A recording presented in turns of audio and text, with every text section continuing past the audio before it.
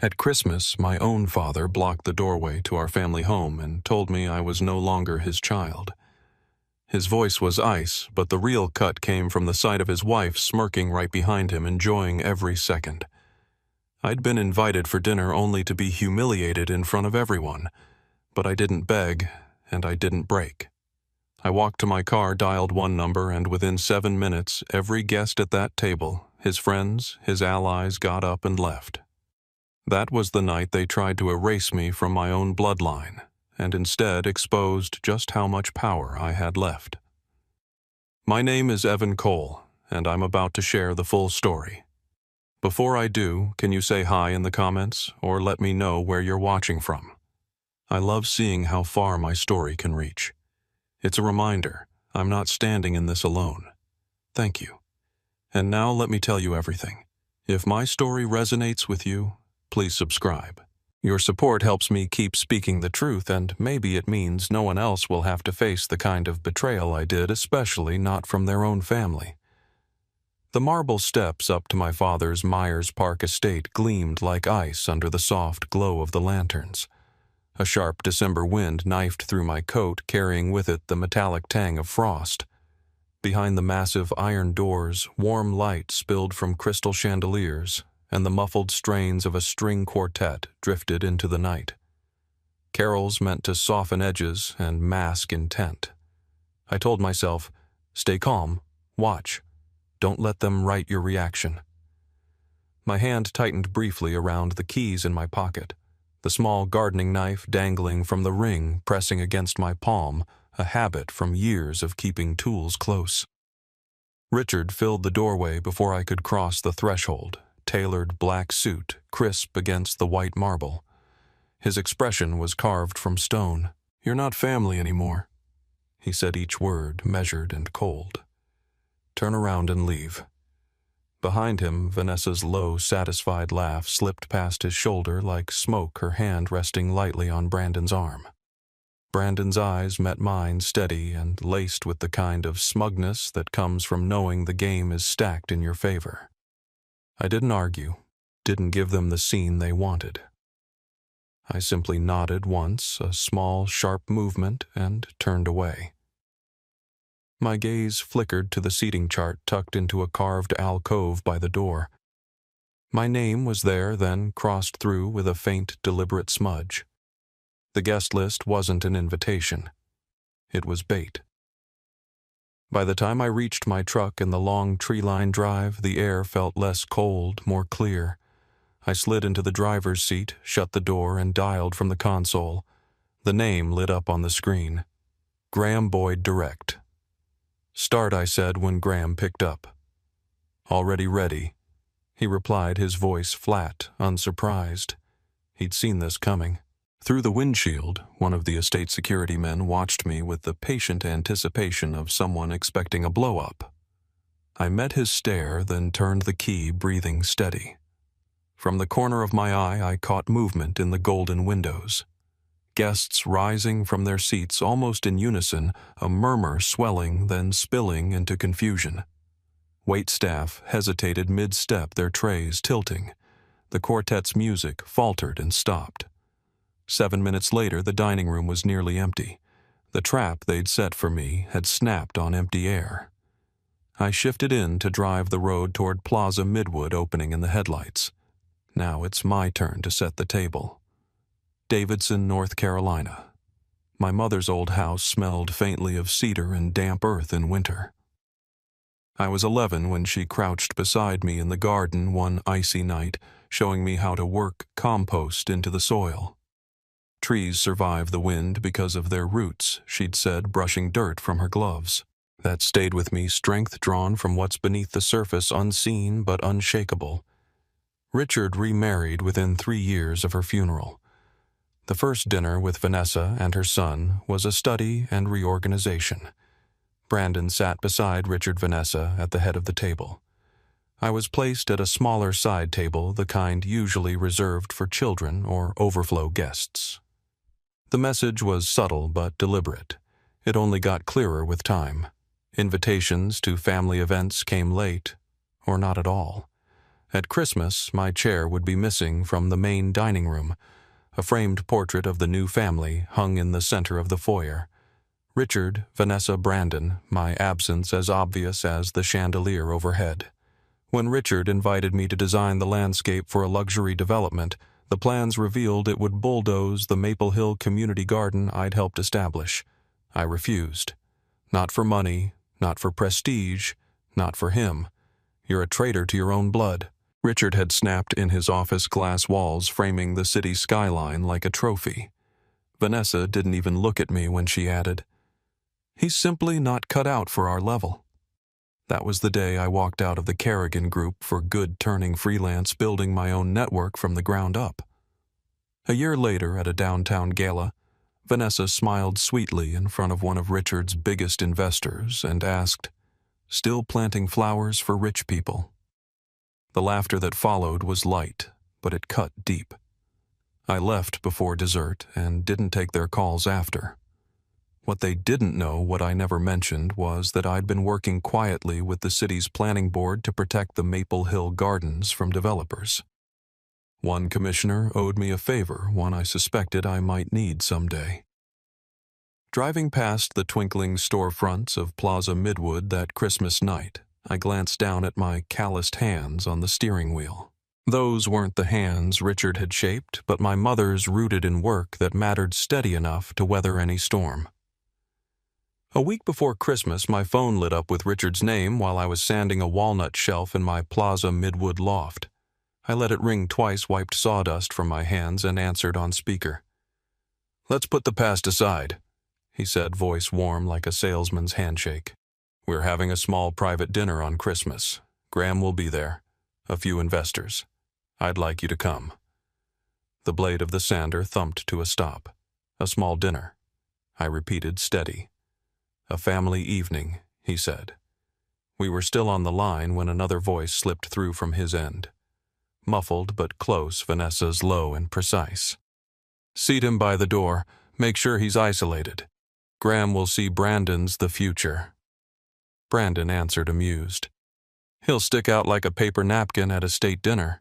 A glass clinked a snatch of strings, the ambient hush of moneyed people rehearsing the holidays. Richard cleared his throat, fumbled with the phone, and the sound cut. I stood there with my chest hollowed out and oddly calm, the kind of calm that comes when the shape of a trap finally reveals itself. I didn't record their words, not clearly enough to matter, but I hit the memo app and clipped the ambient cues, the glass, the room tone, the carol in the background. I could match to a playlist if I had to. A timeline is a shape, and shapes can hold. 3 days before the dinner, I came home late with groceries and found the wrought iron gate at my building torqued so hard the hinges groaned. The mailbox door dangled screws sheared clean inside a single card printed in block caps. "Stay in your lane." The letters weren't angry. They were tidy like a chore crossed off a list. I crouched to study the gate. Whoever did it had used a leverage bar. They'd left a crescent bite in the iron where the fulcrum dug. In the slush on the sidewalk, deep square lug prints from a work boot that carried weight and habit. I shot photos from every angle. Timestamp and GPS on, then moved inside. My breath smoked in the stairwell like I was still outdoors. For a minute I stood by the kitchen island with the card in my hand and considered calling the police. Then I pictured Vanessa at some polished conference table telling a room full of people that I was inventing drama for attention. I could almost hear the soft chorus of sympathetic clucks. The point of the damage wasn't the metal. It was the story I might tell about it. I slid the card into a zip bag and texted the building's head of security, an old friend who worked nights and trusted facts over noise. He pulled footage from the lobby cameras. The angle at the gate was a blind spot, but at 1:23 a.m., a dark contractor's pickup eased past the front, the same making decal I'd seen countless times outside Richard's job sites. He sent me the still not proof, not yet enough to keep me steady. That night I spread a legal pad on the table and listed the choices. Show up at the dinner and be framed as ungrateful, abrasive, small. Stay home and feed the narrative that I was thin-skinned and weak. Either way, I was supposed to be a prop. I flipped the page and drew the plan I could live with. I would set a real table in the loft oak slab I'd built myself. My mother's china cloth napkins folded the way she taught me. Turkey rubbed with rosemary and orange zest. Mashed potatoes beaten glossy with butter and cream. Green beans I'd blanched and froze from the fall. Apple pie that made the whole place smell like a memory. Jazz standards for December humming low through the speakers. Place cards hand-lettered for the names I predicted would be on Richard's list. Not to prove anything, to offer something his dinner could not. If the show in Myers Park Estate turned into what they planned, all I needed was a reason for the important people to stand up and follow a different current. I set my phone to save all incoming calls automatically legal in North Carolina for a one-party record. I wasn't interested in broadcasting anyone's words. I was interested in not being rewritten later. In a shoebox, I kept photos from old holidays. Last year's dinner seating chart was there, an image I'd grabbed with my phone while a server reset the stand. I enlarged it on my laptop and found my name placed by the door across from the service station where plates clatter and people don't linger. A showcase seat. In the next file, a photo of the current year's chart I'd snapped earlier that night in the alcove of the mansion. My name faintly entered, then neatly struck through. Not an oversight, a rehearsed reveal. I texted Graham.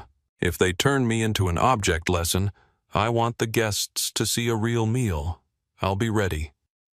His response landed seconds later. Be ready. That was all. No pep talk, no shock, no questions. I stared at those two words until the screen dimmed. Then I pulled a blank card from a drawer and wrote the names I could guess in the calligraphy my mother taught me. I lined the cards down the center of the table like a path. I closed my notebook and turned off the kitchen light. The loft exhaled around me, quiet with promise. If they needed an audience to make their point, I'd remove the audience. I slept well for the first time in a month. Morning came bright and brittle. I ran errands, brined the bird, ironed the napkins, and cued a record that always sounded like warmth. When my hands stilled, I looked down at the familiar pattern of calluses across my palms, earned not in Richard's glass towers, but in soil sawdust and the long work of building something that lasts. The card in the zip bag sat on the counter where I could see it. I let it sit there like a dare, then slid it into a drawer and went back to arranging the candles. If a storm was coming, I wanted my house in order. At 6:45 p.m. on Christmas night, the front doors of the Myers Park Estate opened and a hush rippled through the ballroom as I crossed the threshold. The chandeliers burned honey over the polished table set for 22. The quartet in the corner shifted from Hark the Herald, Angels Sing, to something lighter, more ornamental. Faces turned. A few tilted toward each other and murmured. You can hear your name even when no one speaks it.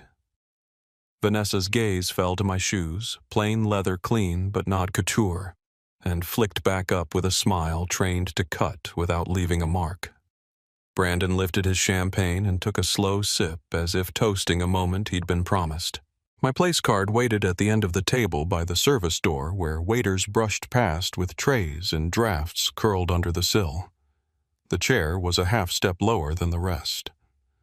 I touched the back of it with one finger, then left it empty and stood until a server, startled, pulled it in for me. I thanked him and sat. Richard rose with his glass. Friends, he began, voice smooth as a stage light. He named the guests and their titles, lifted up deals and milestones. When he reached me, he paused just long enough to make space for laughter.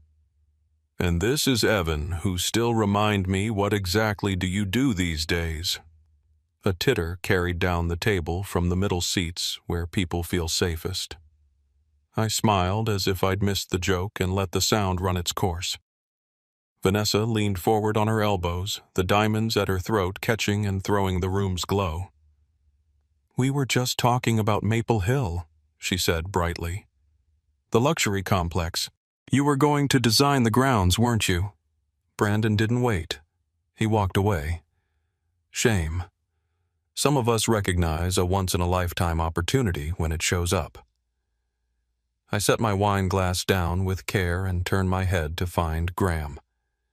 He sat 3 seats from Richard, long frame, loose expression, unreadable. His eyes met mine in the barest acknowledgement, and then he addressed the table. "Maple Hill isn't just a footprint on a map," he said, casual as small talk. "It's a neighborhood with a garden that feeds people. Evan flagged some environmental concerns for me months ago. Soil runoff loss of permeable surface heat island effect. Smart points." The conversation shifted like a current hitting rock. A woman in a navy sheath asked which watershed the site drained into. A man with a banker's tie wanted to know if the city had updated the code on tree canopy. Heads that had turned toward me for sport now tilted toward the substance of the project itself. Vanessa's smile held, but it thinned around the eyes. "We're all very proud of our adherence to regulations." She said the word regulations dropping like a weight. Richard lifted his glass again. "Let's enjoy the meal," he said, tone firming around the edges. At his signal, servers moved with synchronized grace, setting down tiny salads and slices of smoked salmon. The quartet leaned into "O Little Town of Bethlehem." Laughter built again, a little forced, then steadied. Power prefers the familiar. I eased back in my chair and watched as the room resettled. The appetizers were perfect, gleaming with the right amount of oil, dotted with herbs likely flown in that day. My fork clicked lightly against china my mother would have loved to touch. I could feel the plan's clock winding in my pocket. Graham reached for the bread basket, leaned closer as if commenting on the rosemary, and spoke without moving his lips. "Get ready," he murmured. "Your signal's coming." The moment Graham caught my signal, it felt like the entire room was holding its breath. My phone sat on the table screen, dark, but one button press had already set the sequence in motion. Graham's phone buzzed softly, just enough for me to notice his eyes flick toward me in acknowledgement. He stood, offered an easy smile to the table, and murmured something about a matter that can't wait. He didn't leave alone for long. I watched from my seat as he slipped into the hallway, then returned within minutes, leaning down to speak to each of the investors Richard had invited. One by one they rose from the table coats, being fetched discreetly by the staff murmurs breaking the polished cadence of the dinner. I didn't need to say a word. Every empty chair was doing it for me. A photographer, likely freelancing for one of the local society blogs, had started snapping shots of the sudden exodus. The muffled sound of a shutter punctuated the room like a ticking clock. Richard's jaw worked behind a polite smile, urging the remaining guests to enjoy their meals. Vanessa leaned toward Brandon, her voice low but sharp. His phone appeared under the table, thumbs moving quickly. I caught the faintest glimpse of the words before he angled the screen away. Plan B. When I stood to retrieve my coat, the hallway carried Richard's voice back to me, brittle and cold. "You said he'd be humiliated tonight." Vanessa's reply was too faint to catch, but the tension in her tone was unmistakable. Outside, Graham caught up to me, his breath clouded in the winter air as he spoke. "You've made my position clear tonight, but understand this means they'll come at you harder now." When I returned to my Plaza Midwood loft, a square box sat just inside the door. No note, no label.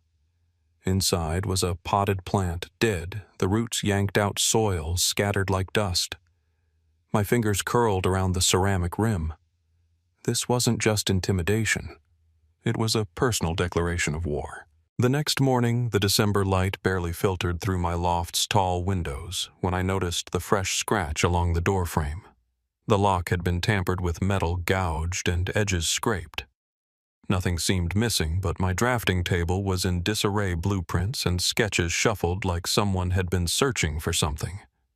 In the middle of the mess, a plain envelope sat apart from the rest. Inside, a photo of me and my mother standing outside the old Davidson house years before she passed. No one in Richard's circle should have had this picture. The mailbox downstairs held more a Christmas card printed with the same 3 words I'd already seen once. Stay in your lane. The handwriting was neat, deliberate. I knew it instantly. Vanessa's lists in Richard's kitchen used the same sharp downstrokes on every Y. I called Graham, relaying every detail. His pause on the line was brief but weighted. Their fallback plan, he said, is to spread a story that you started your career with Richard's money, make you look like a parasite. He added that a journalist had already been fed an anonymous tip about it. That was when I reached for my last quiet advantage, Erin Blake. I'd landscaped her Ballantine property 3 years back, and in return she told me I could call any time I needed legal counsel. She answered on the second ring, her voice clipped but alert. Within the hour, Erin called me back. The number sending the tip to the paper belongs to Brandon's assistant. Her tone flattened. This isn't random gossip or Evan. This is coordinated. I hung up knowing that this wasn't just a family feud anymore. It was a deliberate campaign to erase my credibility entirely, and it was time I treated it like one. 4 days after Christmas, the Ballantine Hotel was lit like a stage, the lobby awash with the muted gold glow of antique chandeliers.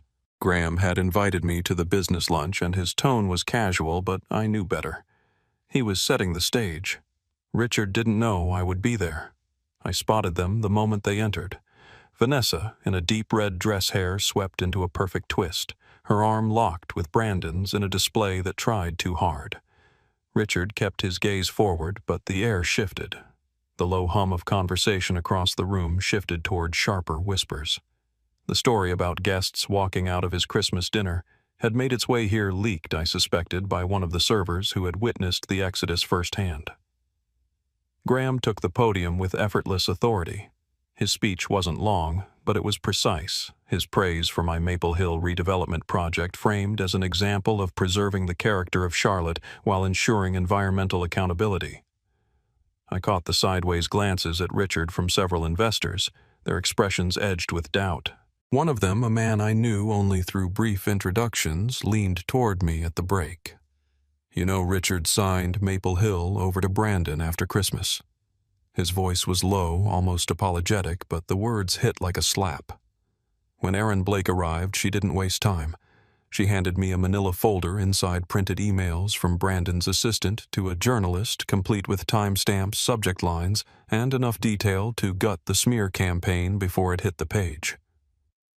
I scanned the pages, sent Graham a photo from my phone. He barely nodded before forwarding it to a curated list of key players in the room. Vanessa's phone buzzed. She excused herself, heels clicking sharply against the marble as she disappeared into the hallway. When she returned, her face was drained of color, jaw set in tight control. Brandon, meanwhile, muttered to a man beside him, not noticing how close I stood. We didn't think he still had the original. His words stuck in my mind. As the luncheon wound down, I walked out into the brisk air with one thought turning over and over in my head. If there was an original, I needed it. And I needed it in front of Richard, when there would be no way out. 9 days later, the ballroom at the Omni Charlotte shimmered under a canopy of crystal lights. It was the real estate gala of the year, and Richard was the guest of honor. The press lined the entryway like a gauntlet. Vanessa clung to his arm, poised, smiling for every flash of the camera. I walked in beside Graham and Erin, my name nowhere on the official guest list, but my seat guaranteed by Graham's personal sponsorship. The room hummed with the sound of glasses and polite laughter until Richard took the stage. As he began his speech, Erin and I moved quietly between the tables, sliding packets in front of each guest. Inside each, the environmental damage report for Maple Hill Richards, signed approvals, and the printed email chain from Brandon's assistant. Halfway through his remarks, the massive LED screen behind him flickered. Then it lit up with a detailed map of soil contamination across Maple Hill Richards' signature, anchoring the corner.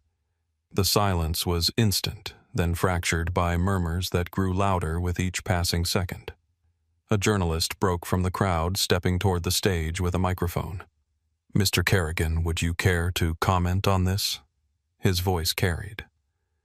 Vanessa rose as if to intercept, but Aaron was already there handing her a faxed copy of the signed approval with a measured smile.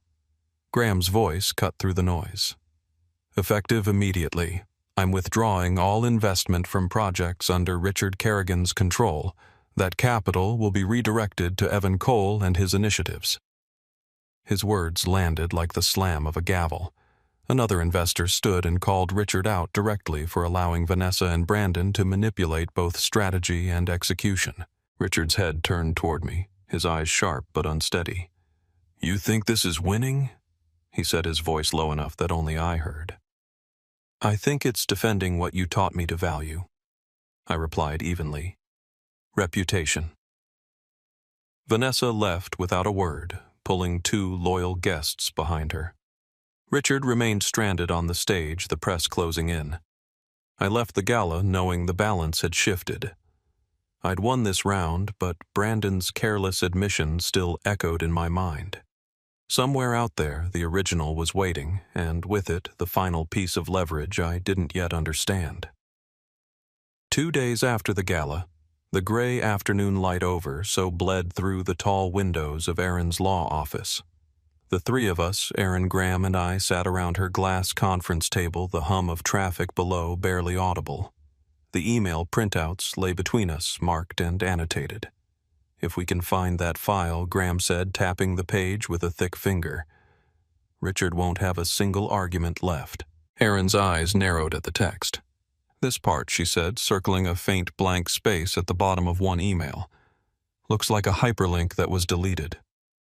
She moved to her computer fingers, quick on the keyboard. A minute later, a hidden link reappeared, leading to a cloud directory titled simply Northbridge. The files inside were worse than I'd imagined. A scanned contract unsigned in the public filings bound Richard to a limestone extraction company, granting them rights to gut Maple Hill in exchange for a staggering consulting fee routed to a Cayman account. I skimmed down to the bottom line. The second signature wasn't Richard's. It was Vanessa's. Why her, I asked. Graham's brows furrowed. "Because she's not officially tied to the project. She's the shadow partner." Aaron leaned back. "We need a witness who can verify this isn't forged." Graham's gaze shifted, thoughtful. Noah Pratt, project manager, left after a disagreement. The name landed in my gut. Noah and I had been close in college until one bitter argument about loyalty and money cut us off for 9 years.